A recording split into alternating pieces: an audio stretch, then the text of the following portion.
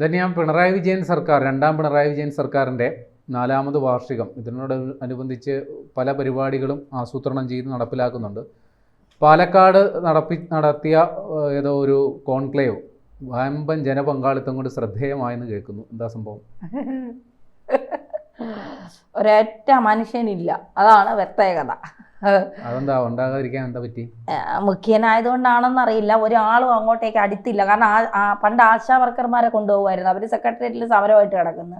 പിന്നെ കുടുംബശ്രീക്കാരെ കൊണ്ടുപോകുമായിരുന്നു, അവരിപ്പം വിളിച്ചാൽ പോലും വരില്ല. ഫൈനിട്ടാ വിട്ടോന്ന് പറഞ്ഞാൽ പിണറായിയുടെ തള്ളു കേൾക്കാൻ ഞങ്ങൾക്ക് തൽക്കാലം സമയമില്ലാന്ന് പറഞ്ഞാൽ അവരവരെ വഴിക്ക് പോകുന്നുണ്ട്.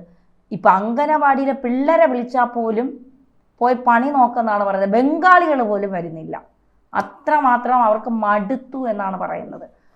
കാര്യമായ കാരണം ഉണ്ടോ എന്ന് ചോദിച്ചാൽ മുഖ്യൻ തന്നെ ഇതിനെ വിമർശിച്ചിട്ടുണ്ട്. അതായത് പാലക്കാട് സ്മാർട്ട് സിറ്റിയുടെ ഭാഗമായിട്ട് നടന്നതാണ് ഈ കോൺക്ലേവ് എന്ന് പറയുന്നത്.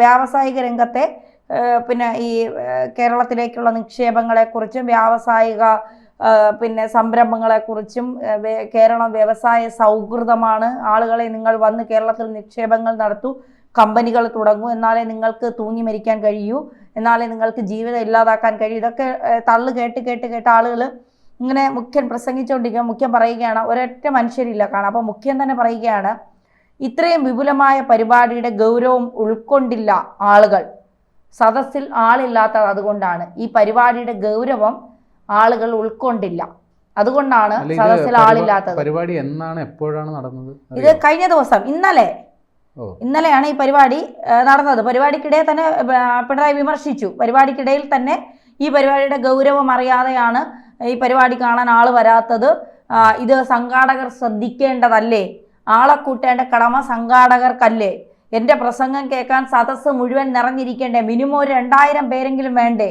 ഈ 2000 പേരെ കൂട്ടാത്ത സംഘാടകരെ വേദിയിൽ വെച്ച് എന്നെ മുഖ്യൻ വിമർശിച്ചു. കാണുമ്പോൾ കുറച്ചധികം പറയാനുണ്ട്, എന്നാൽ ഇപ്പോൾ ഒന്നും പറയുന്നില്ല.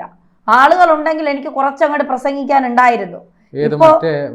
ഇന്ദ്രനും ചന്ദ്രനെയും പേടിയില്ല നടന്നത് മറ്റേ ഇരട്ട ചങ്കൻ അല്ലേ, അതല്ലേ ആ ഡയലോഗൊക്കെ പറഞ്ഞായിരുന്നു.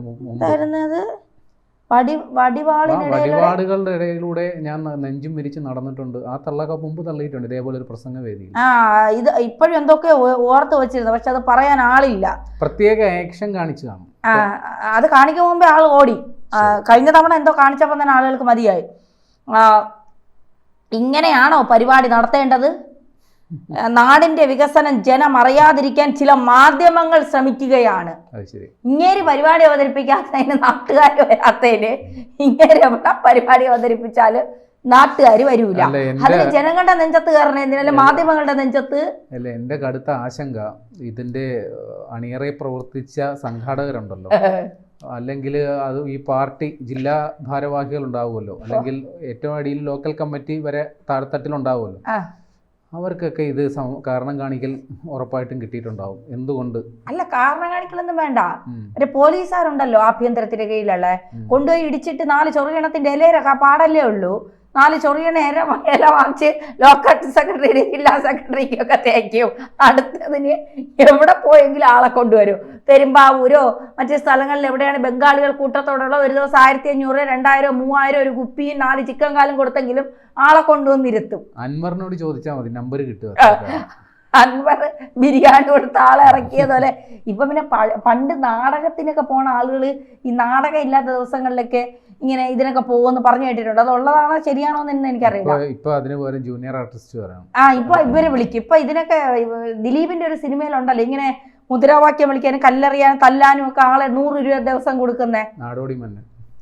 അതുപോലെ ഇനിയും പിണറായി വെളിയിൽ നിന്ന് ആളെ എടുക്കുന്നത്. ദിലീപിന്റെ സിനിമയിലോട്ട് പോകണ്ട. ഒരു 2 മാസം മുമ്പ് PV അൻവർ നടത്തിയ രാഷ്ട്രീയ മറ്റേ എന്താ പറയുക ശക്തി പ്രകടന ജാഥ ഉണ്ടായിരുന്നല്ലോ, അപ്പൊ അതില് ഇതേപോലുള്ള ആൾക്കാരൊക്കെ വന്നിരുന്നു.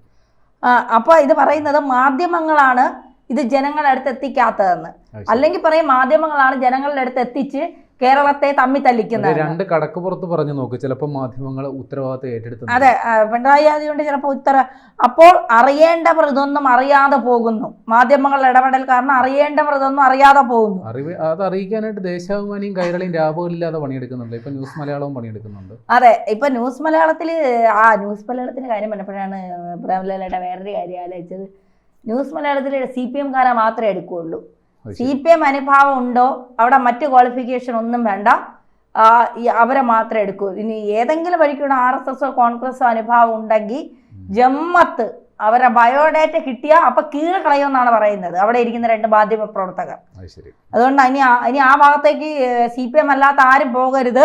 CPM-കാരാണെങ്കിൽ നിങ്ങൾ ഇരിക്കുന്നിടത്ത് വന്ന് വിളിച്ചെടുത്തോണ്ട് പോകും ന്യൂസ് മലയാളം ചാനലുകാർ. ഇനി സർക്കാർ ചെയ്യുന്ന കാര്യങ്ങൾ ഇകഴ്ത്തിക്കാട്ടുകയാണ് മാധ്യമങ്ങൾ, അതുകൊണ്ടാണ് ആളുകൾ വരാത്തത്. ആഭ്യന്തര വകുപ്പ് നടത്തിയ കാര്യക്ഷമമായ പ്രവർത്തനം ഇപ്പം മാധ്യമങ്ങൾ നല്ല പുകഴ്ത്തി കാട്ടുന്നുണ്ട്. 2 ദിവസമായിട്ട് മാധ്യമങ്ങൾ വാർത്തകൾ കാണാത്തതുകൊണ്ടുള്ള കുഴപ്പമാണ്. ബാക്കി മാത്രമല്ല, വ്യവസായ മേഖലയിലെ സർക്കാരിന്റെ നേട്ടങ്ങൾ അക്കമിട്ട് പറഞ്ഞു. കുറെ ഉണ്ടല്ലോ അക്കമിട്ട് പറയാനായിട്ട്. ആന്തൂർ സാജന്റെ മരണം വ്യവസായ മേഖലയിലെ നേട്ടമല്ലേ? കിറ്റെക്സ് ഇവിടം വിട്ട് ആന്ധ്രയിൽ പോയത് വ്യവസായ മേഖലയിലെ നേട്ടമല്ലേ? ഒരൊറ്റ മനുഷ്യർക്ക് വ്യവസായം തുടങ്ങാൻ നൂലാമാലകൾ വെച്ച് ആളുകൾ ഇവിടെ നോട്ടിച്ച് മറ്റേ അമേരിക്കയിലും ഇംഗ്ലണ്ടിലും ബ്രിട്ടനിലും ചെന്ന് കട തുടങ്ങിയാലും കേരളത്തിൽ കട തുടങ്ങൂല. ഇതൊക്കെ വ്യവസായത്തിന്റെ നേട്ടമല്ലേ? തൃശ്ശൂരില് യൂസഫ് അലി മാള് തുടങ്ങാൻ പോയിട്ട് ആ സ്ഥലത്തിന്റെ പേരിൽ ഇപ്പോഴും കേസ് നടക്കുകയാണ്. ഏതോ പാർട്ടിക്കാരൻ കൊണ്ട് കേസ് കൊടുത്തുകൊണ്ട് എനിക്ക് അവിടെ സ്ഥാപനം തുടങ്ങാൻ പറ്റുന്നില്ലെന്ന് കഴിഞ്ഞ ദിവസമാണ് യൂസഫ് അലി പരസ്യവേദിയിൽ വെച്ച് പരാതിപ്പെട്ടത്. അപ്പൊ നല്ല ഇനി ഇതിൽ കൂടുതൽ അക്കമിട്ട് എന്ത് പറയാണ്ടിരിക്കുന്നതെന്തോ മുഖ്യന്? അല്ലെങ്കിൽ ഒരു ദിവസം എല്ലാവരെയും കൂടെ വിളിച്ചിരുത്താം. മുഖ്യന് അക്കമിട്ട് പറയാനുള്ള, ഇനി അത് പറയാതിരിക്കുമ്പോൾ ഉണ്ടാവുന്ന ഒരു വല്ലാത്തൊരു ഫ്രസ്ട്രേഷൻ ഉണ്ടല്ലോ, അത് ഈ നാട്ടുകാരെടുത്ത് തീർക്കുക. സാമൂഹ്യക്ഷേമ പെൻഷൻ പിടിച്ചു വെക്കുക, ക്ഷേമനിധി പെൻഷൻ പിടിച്ചു വെക്കുക, ട്രഷറികളിൽ പണം പിടിച്ചു വെക്കുക, ഇങ്ങനത്തെ പല ഖജനാവ് മൊത്തത്തിൽ കാലിയായിട്ട് കിടപ്പുണ്ടല്ലോ. അപ്പം ഇനി ഈ വകയ്ക്ക് വല്ല ഫ്രസ്ട്രേഷനും കൂടി ഇങ്ങനെ വല്ലതും ചെയ്യണതിന് മുന്നേ 10 ആളെ വിളിച്ചുകൊണ്ട് ആരെങ്കിലും പോയി ഒന്നുകൂടി ആ പരിപാടി അവതരിപ്പിക്കുന്നതാണ് നല്ലതെന്നാണ് എനിക്ക് തോന്നുന്നത്. കാരണം എന്താണെന്ന് വെച്ചാൽ ക്ഷിപ്രകോപിയാണ്, പെട്ടെന്ന് കോപം വരും. എന്നാളൊരു സ്റ്റേജിലൊരു പെങ്കൊച്ച് ഇത്രയും നന്നായിട്ട് സംസാരിച്ച മുഖ്യമന്ത്രിക്ക് ഞങ്ങൾ നന്ദി അറിയിക്കുക. അതൊന്നും വേണ്ട, ഞാൻ നല്ലപോലെ പ്രസംഗിച്ചെന്ന് എനിക്കറിയാം, എൻ്റെ കമലയ്ക്കും അറിയാം, എൻ്റെ മകള് വീണയ്ക്കും അറിയാം, മരുമ റിയാസിനും അറിയാം, മതി. നീ കൂടുതൽ എന്നെ ഇവിടെ പുഴത്താനും എന്നെ സംസാരിക്കാനൊന്നും വരണ്ട. മൈക്കിനെതിരെ മൈക്കിനെതിരെ കേസെടുത്ത ചരിത്രത്തിൽ എഴുതി വെക്കാം. മൈക്കിനെതിരെ കേസെടുത്ത കേരളത്തിലെ ആദ്യ മുഖ്യമന്ത്രി ആര്? PSC ക്വസ്റ്റ്യൻ ആണ്. പിണറായി വിജയൻ. ഒരു തെറ്റുമില്ലാതെ പറയാം. പിന്നെ ഏറ്റവും കൂടുതൽ ജനങ്ങളുടെ നേരിട്ട് കാണാതെ ഏറ്റവും കൂടുതൽ ജനങ്ങളെ പേടിക്കുന്ന മുഖ്യമന്ത്രി ആര്? PSC question Pinarayi Vijayan. കാരണം 45 കാറുമായിട്ടാണ് വെളിയിലിറങ്ങണത്. അങ്ങേർക്ക് വോട്ടിട്ട് ജയിച്ച് ജനങ്ങൾ അങ്ങേരെ കയറി അടിക്കുമെന്ന് പറഞ്ഞാണ് ഈ 45 കാറിൽ ഈ പരക്കം പാഞ്ഞു പോണത്. ഏതെങ്കിലും എനിക്ക് തോന്നുന്നു വിദേശ രാജ്യങ്ങളിലൊക്കെ സൈക്കിളിലാണ് പ്രസിഡന്റുമാരും പ്രധാനമന്ത്രിമാരും ഒക്കെ നടക്കുന്നത്. ഞാൻ അങ്ങനത്തെ വീഡിയോ ഒക്കെ കണ്ടിട്ടുണ്ട്. അതൊക്കെ ഉള്ളത് ഇനി ഞാനിങ്ങനെ ആലോചിക്കും നടക്കുന്നു. ഇവിടെ ഇങ്ങനെ ഇറങ്ങിയ 10 ഇപ്പൊ ഷയ്യപ്പന്റെ ശാപം ഉള്ളതുകൊണ്ടാണ് കറുത്ത കളർ കാർ വാങ്ങിച്ചതെന്നാണ് പറയുന്നത്. കമല ഇപ്പൊ ഇറങ്ങുമ്പോഴെല്ലാം കറുത്ത തുണിയെ ഉടുക്കണുള്ളൂ എന്നാണ് പറയണത്.